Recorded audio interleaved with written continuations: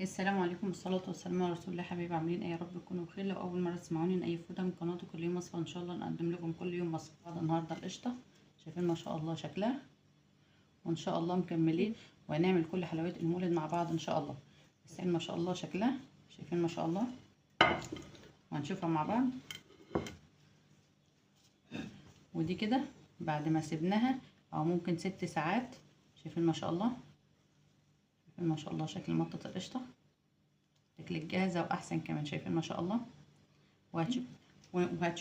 وهتشوفي القشطه كده هتفكر ان احنا حاطين فيها بيض ومكونات كتير. لا بالعكس، هي ما بتحطش فيها بيض خالص ومكوناتها مش كتير. هي مكوناتها عباره عن سكر وميه وعسل جلوكوز ومعلقتين 3 من الجيلاتين، بيطلع معاكي احلى قشطه كده.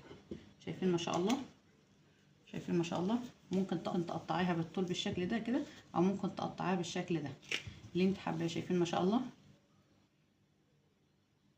شكل مطة القشطة. ولو لسه ما اشتركتوش اشتركوا وفعلوا زر الجرس، ولا نبدأ نشوف عملناها ازاي. اول حاجة عشان نعمل قشطة معانا صينية حطيت فيها كيس بلاستيك ومسحته مسحة بسيطة من الزيت، او ممكن استرتش او اي حاجة عندك انت، مش شرط صينية بالشكل ده، اي حاجة موجودة عندك. وهنديها رشة كده من جوز الهند.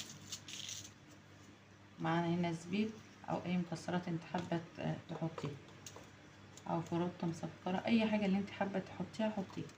نحط زبيب، والزبيب ده انا عاملاه زي ما احنا شايفين كده، ده انا عاملاه في البيت. الصينيه بقت جاهزه، هركنها في جنب لحد ما نجهز الخليط. هنشتغل على 3 خطوات. اول خطوه اللي هي الصينيه وجاهزه، وتاني خطوه اللي هي الجيلاتين. معانا 3 معالق كبار من الجيلاتين. بسم الله الرحمن الرحيم. انا هحطهم في بوله العجان عشان انا اشتغل في العجان، فاحطها على طول في العجان. لو مش موجود عندك عجان هتشتغلي بالمضرب الكهرباء، بس هو ما ينفعش في حاجه تانية، يا اما العجان يا اما مضرب الكهرباء.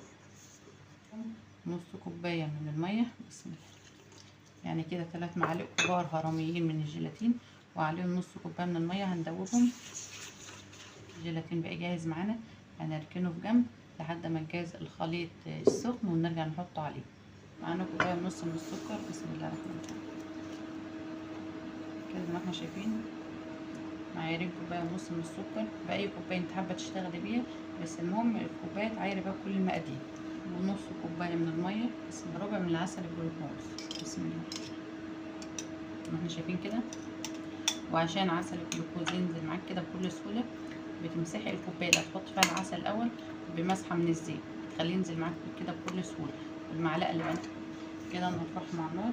بسم الله.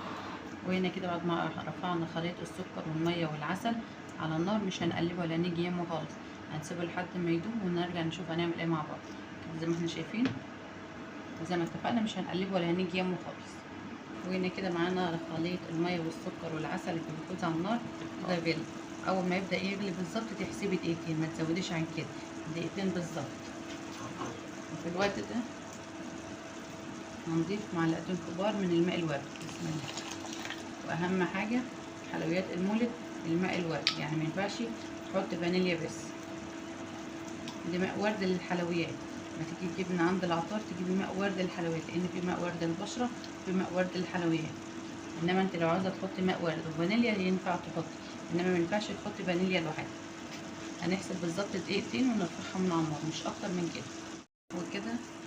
وكده بعد ما الخليط قعد معانا دقيقتين على النار هنرفعه. اهم حاجه ما تزوديش عن دقيقتين. بسم الله. هنا معانا في بوله العجان، بسم الله الرحمن الرحيم، هنزل بالخليط. بسم الله. وهنا كده بعد ما شلنا الخليط من على النار حطيناه في بوله العجان كده زي ما احنا شايفين، وهنشغل عليه العجان حوالي 10 دقايق. زي ما احنا شايفين هنشغله عليه حوالي 10 دقايق لحد ما لونه يفتح ونشوف القوام مع بعض المظبوط. وهنا كده ده معانا شكل الخليط بعد ما سيبناه 10 دقايق. بسم الله. بس انت لو بتعمليه في المضرب الكهربائي هياخد معاكي وقت زياده عن كده. زي ما احنا شايفين ده كده القوام المظبوط للقشطه. كده هننزل الخليط على جوز الهند والزبيب اللي معانا. بسم الله. هننزله ينزل معانا بالشكل ده، هنحاول نفرده ونوزعه بالشكل ده كده واحنا شايفين كده. بعد ما حطيناه بالشكل ده هنحط الزبيب هتحطي الزبيب الاول عشان يمسك، وهنحط جوز الهند على الوش كده. انت الزبيب تحطيه الاول عشان يمسك في خليط المارشميلو. انت جوز الهند تحطي الزبيب تحطيه الاول عشان يمسك في خليط القشطه بالشكل ده كده. كده هنسيبه من 6 ساعات هنسيبه من 6 ساعات ل10 ساعات، ونرجع نشوف مع بعض ان شاء الله. دي ما بيدخلش التلاجة، حلويات المولد ما بتدخلش التلاجة. احنا هنسيبه على رخامة المطبخ زي ما هي كده. وانا لسه باقي معايا من الخليط، هجهز صينيه واحطه فيها بصل، لانه لو استنيت عليه مش هعرف اشيله من البول. وهنا كده بعد ما سيبنا القشطه، انا سبتها من بالليل للصبح، قلنا ممكن تسيبيها 4 5 6 ساعات عادي. فهنا كده معانا سكينه مسحنا مسحه من الزيت، بس هخلي هنا كده من الجناب لان الكيس معايا ما كانش واصل للجناب. وكده هنقلبها معانا، شايفين ما شاء الله شكلها. وهنا كده مسحنا السكينه مسحه كمان من الزيت. بسم الله الرحمن الرحيم. هنقطعها بالشكل ده، هتقطعها مكعبات او طولي اللي انت حباه. حطينا عليها جوز الهند كده، هنقطعها كلها بنفس الشكل. وانا قطعتها هنا بالشكل ده، ومعايا هنا طبق حاطه فيه جوز الهند عشان الجناب كده، احطها الجناب فيها من جوز الهند كده. احنا شايفين كده كده عمرها ما تلزق معاكي، شايفين كده مفيش تلزيقه ولا اي حاجه، هي بس بتلزق في السكينه واحنا بنقطعها، لان الجناب طبعا ما فيهاش جوز الهند. هنا بنيجي شدها هنا كده بتلزق، بس على الوش ما فيش اي تلزيق. هنحطها كده تطلع معانا زي الجاهزه بالظبط، زي ما احنا شايفين. هنقطع ونخلص بقيه الكميه بنفس الشكل كده، نطلعها ونحطها في جوز الهند كده. ودي كده بعد ما او ممكن 6 ساعات. شايفين ما شاء الله، شايفين ما شاء الله شكل مطة القشطه بيطلع معاكي احلى قشطه كده. شايفين ما شاء الله، شايفين ما شاء الله.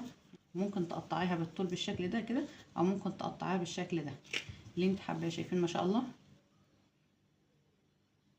شكل مطة القشطه. ولو عجبتكم وصفتنا النهارده اعملوا لنا متابعه وشير عشان يوصلكم كل جديد.